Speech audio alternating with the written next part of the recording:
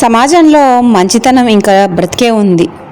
ముందు మన దృష్టికోణాన్ని మార్చుకోవాలి అనడానికి ఒక చిన్న కథతో ఈరోజు కూడా మీ ముందుకైతే వచ్చేసిందండి మీ ఐడియాస్ బజార్. అసలు ఆలస్యం చేయకుండా ఆ చిన్న కథ ఏంటి అనే విషయానికి వచ్చేద్దామా మరి. ఒక దుకాణం మధ్యలో ఒక చిన్న అట్టముక్క వేలాడుతూ ఉంది. అది ఒక ఆయన దృష్టిని ఆకర్షించింది. కుతూహలంతో దానిపైన ఏం రాసిందో చూడాలి అని అనుకున్నాడు. దాని మీద ఇలా రాసింది: అయ్యా, నా తల్లిగారి ఆరోగ్యం సరిగ్గా లేదు. నేను ఆమెకు సేవ చేయడానికి ఆమె దగ్గరే ఉండవలసి వచ్చింది. కావున మీరు మీకు కావలసిన పండ్లను తీసుకొని దానికి తగ్గ డబ్బును ఇక్కడున్న డబ్బుల పెట్టెలో వేయగలరు అని చెప్పి ఉంది. అది చూసిన వ్యక్తికి చాలా ఆశ్చర్యం అనిపించి, ఈ కాలంలో కూడా ఇలాంటి అమాయకులు ఉంటారా? దొంగలు ఈ డబ్బుల పెట్టెని తీసుకొని పోయితే ఇతని పరిస్థితి ఏమవుతుంది?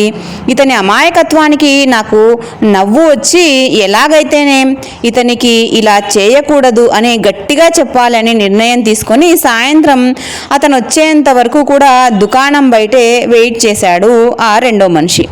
సాయంత్రం మళ్ళీ ఆ దుకాణానికి చేరుకున్నాడు. పళ్ళ దుకాణానికి ఇప్పుడు యజమాని వచ్చి ఆ డబ్బుల పెట్టెను తీసుకోవడానికి డబ్బుల పెట్టె వద్ద వరకు వెళ్ళాడు.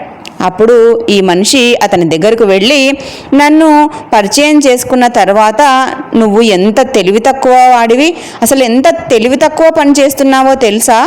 ఎవరైనా దొంగలు ఈ డబ్బుల పెట్టెను తీసుకొని పోతే డబ్బులు ఊరికే రావు కదా, ఆ పళ్ళను ఊరికే తీసుకపోతే ఎలాగా అని చెప్పి ఇతను మందలించబోయాడు. అందుకు యజమాని చిరునవ్వుతో, అంతా దైవేచ్ఛ అని అన్నాడు. మళ్ళీ అతనే, అయ్యా, మొదట్లో నేను కూడా నా తల్లికి సేవ చేసేటప్పుడు ఈ విధంగానే అమ్మను అడిగాను. నేను నీ సేవలో ఉంటే దుకాణం పరిస్థితి ఎలాగమ్మా అని చెప్పి, అందుకు అమ్మ ఇలా చెప్పింది: నాయనా, నాకు రోజులు దగ్గర పడ్డాయి. రోజు నేను నిన్ను చూడకుండా ఉండలేను.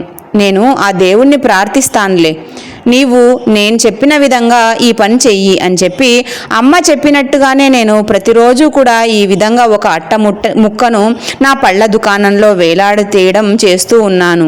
మరి నీకు ఏనాడు నష్టం రాలేదా అని చెప్పి రెండో వ్యక్తి మళ్ళీ కుతూహలంతో అడిగాడు.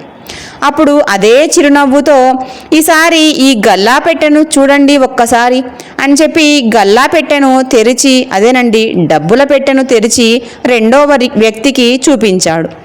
అసలు రెండో వ్యక్తి ఎంత ఆశ్చర్యపోయాడంటే, ఆ డబ్బుల పెట్టె నిండా కూడా డబ్బే. దుకాణంలోని పండ్ల విలువ కంటే కూడా అతనికి రోజు 10 ఎక్కువగా డబ్బు వచ్చేది.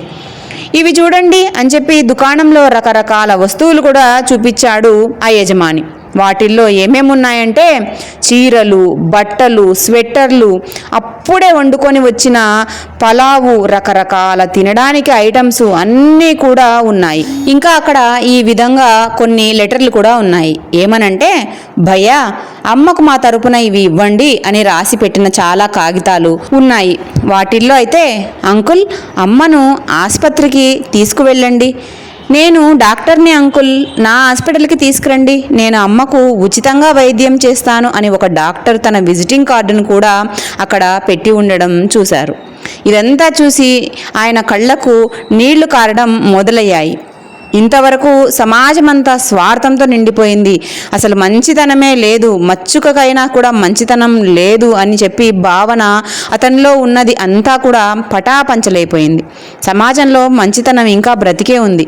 ముందు అసలు మన దృక్పథాన్ని మార్చుకోవాలి.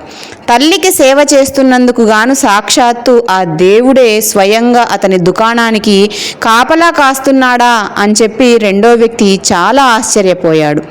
ఎంతగా కోపగించుకున్నా తిరిగి మనపై కోప్పడనిది సృష్టిలో ఎవరైనా ఉన్నారు అంటే అది అమ్మ ఒక్కటే. అమ్మకు చేసిన సేవ ఎప్పటికీ నిరర్ధకం కాదు. కాబట్టి మన ఛానల్ని చూస్తున్న ప్రతి ఒక్కరూ తమ తల్లి తండ్రికి బ్రతికి ఉన్నప్పుడే సేవ చేసుకోండి. తర్వాత మనం చేసుకోవాలన్నా కూడా వాళ్ళు మన కళ్ళ ముందరైతే ఉండరు. అప్పుడు పశ్చాత్తాప పడినా కూడా అస్సలు ఎలాంటి ఉపయోగము ఉండదు. కోపంలో 4 మాటలు అన్నా కూడా అదంతా నీకు వృద్ధిలోకి రావడానికి వాళ్ళు చూపించే ప్రేమను ఆ విధంగా చూపిస్తారు. విన్నారు కదా ఫ్రెండ్స్, ఈరోజు కూడా ఇలాంటి వ్యక్తులు ఉన్నారు అని అంటే చాలా ఆశ్చర్యంగా ఉంది కదా. మరిన్ని ఇలాంటి వీడియోలు మీరు చూడాలి అనుకుంటే ఛానల్ని వెంటనే సబ్స్క్రైబ్ చేసుకోండి. వీడియో నచ్చితే మాత్రం లైక్ చేయడం మర్చిపోవద్దు. మీరు లైక్ చేయడం ద్వారా చాలా మందికి ఈ వీడియో అనేది రీచ్ అవుతుందండి. ప్రతిరోజు కూడా మన ఛానల్ నుంచి ఉదయం 9 గంటలకు ఒక వీడియో అయితే రిలీజ్ అవుతుంది. వీడియోని మిస్ కాకుండా చూడాలంటే వెంటనే ఛానల్ని సబ్స్క్రైబ్ చేసుకోండి. సబ్స్క్రైబ్ చేసుకొని ఎవరికైనా యూజ్ అవుతుంది అనుకుంటే షేర్ కూడా చేయండి. మరొక వీడియోతో రేపటి మళ్ళీ మిమ్మల్ని కలుస్తాను. అంతవరకు సెలవు. లోకా సమస్త సుఖినో భవంతు.